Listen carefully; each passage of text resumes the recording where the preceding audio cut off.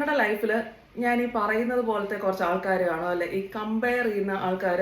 അത് നിങ്ങളുടെ പേരൻസ് ആയിക്കോട്ടെ, സിബ്ലിങ്സ് ആയിക്കോട്ടെ, പാർട്ട്നേഴ്സ് ആയിക്കോട്ടെ, ഫ്രണ്ട്സ് ആയിക്കോട്ടെ, ആരും ആയിക്കോട്ടെ. അപ്പം നിങ്ങൾക്ക് അവരെ പോലെ ആയിക്കൂടെ, അല്ലെങ്കിൽ ഇവരെ പോലെ ആയിക്കൂടെ, അങ്ങനെ പലതരത്തിലുള്ള കമ്പാരിസൺസ് നമ്മുടെ ലൈഫിൽ കേൾക്കുന്നവരുണ്ടാവും അല്ലേ. അപ്പം ആ കമ്പാരിസൺസിനെ നമുക്ക് എങ്ങനെയാണ് നേരിടാൻ പറ്റുക എന്നാൽ ഞാനൊരു 3 മാർഗങ്ങൾ പറഞ്ഞു തരാം. ട്രൈ ചെയ്ത് നോക്കാവുന്നതാണ്.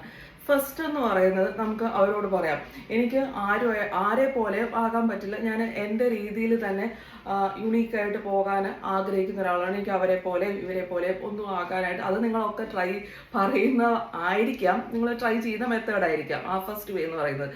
സെക്കൻഡ് വേ എന്ന് പറയുന്നത്, ആ പറയുന്ന സമയത്ത് ആ ഒരു കോൺവെർസേഷൻ നമുക്ക് ഡീവിയേറ്റ് ചെയ്യാം. അപ്പം പെട്ടെന്ന് വേറെ എന്തെങ്കിലും ഒരു കാര്യം പറഞ്ഞ് നമുക്ക് വേറെ എന്തെങ്കിലും ഒന്ന് ഡിസ്കസ് ചെയ്യാം. വേറെ എന്തെങ്കിലും കാര്യത്തിലോട്ട് നമുക്ക് ആ ടോപ്പിക് അങ്ങ് ഡീവിയേറ്റ് ചെയ്ത് വേറെ എന്തെങ്കിലും അതൊരു നേച്ചർ, നമ്മുടെ മൈൻഡ് ഫോക്കസ് നമുക്കത് കേൾക്കുമ്പോൾ പെട്ടെന്ന് വല്ലാതെ വരും. അപ്പം പെട്ടെന്ന് ആ ടോപ്പിക് അങ്ങ് ഡീവിയേറ്റ് ചെയ്ത് വേറെ എന്തെങ്കിലും പറയാം. കാരണം അത് നമുക്ക് കൂടുതൽ സ്ട്രെസ്ഫുൾ ആണ്.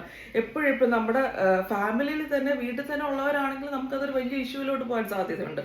തേർഡ് മെത്തേഡാണ് ഏറ്റവും ഇമ്പോർട്ടൻ്റ് ആയിട്ടുള്ള ഒരു വേ. നിങ്ങൾക്ക് ട്രൈ ചെയ്ത് നോക്കിയാൽ സക്സസ്ഫുൾ ആവുന്ന ഒരു വേ എന്ന് പറയുന്നത്, നമ്മൾ എന്തിലാണ് നമ്മുടെ ഒരു യൂണീക്നെസ്, നമ്മൾ ഇങ്ങനെയാണ്, അതിൽ കോൺഫിഡൻ്റ് ആണ് എന്ന് അവരെ പ്രൂവ് ചെയ്ത് കാണിക്കുക. അപ്പം നമ്മുടേതായ ഒരു യൂണീക്ക് വേ അവരെ പറഞ്ഞ് ബോധ്യപ്പെടുത്തുക, അതിൽ നിങ്ങൾ സക്സസ്ഫുൾ ആയി കാണിക്കുക. അതാണ് ഏറ്റവും ഇമ്പോർട്ടൻറ്റും യൂസ്ഫുൾ ആയൊരു മെത്തേഡ്. അപ്പം അത് ഡെഫിനറ്റ് ആയിട്ടും നിങ്ങൾ ട്രൈ ചെയ്ത് നോക്കുക.